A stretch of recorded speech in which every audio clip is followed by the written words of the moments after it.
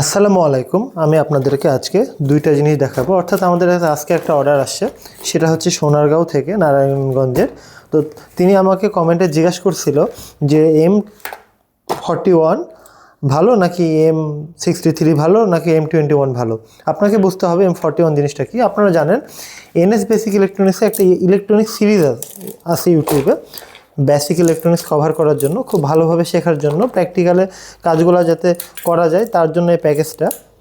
তো এর মধ্যে M41 হচ্ছে এগুলো আইটেম, ইলেকট্রনিক্সের যে আইটেমগুলো থাকে M41, অর্থাৎ এটা দেখে আপনি 1 থেকে 34 নম্বর ভিডিও পর্যন্ত প্র্যাকটিক্যালি কাজ করতে পারবেন।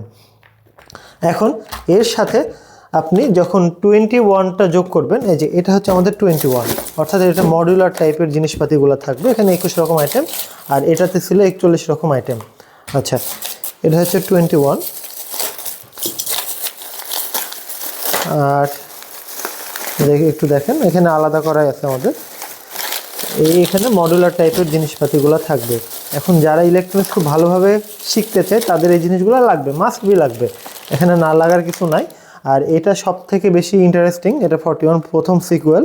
এখানে ইলেকট্রনিক্সের যে চিপ টাইপের জিনিসগুলো থাকে, বিজেটি, মসফেট, আইজিবিটি থেকে শুরু করে রিলে, এলডিআর থেকে ইত্যাদি ইত্যাদি বহু জিনিস আছে। আপনারা একটু দেখে ঘাটাঘাটি করলেই পেয়ে যাবেন যে আসলে কী কী থাকে। আমাদের ওয়েবসাইটেও দেওয়া থাকে, লিঙ্ক ভিডিও ডিসক্রিপশানে দেওয়া থাকবে।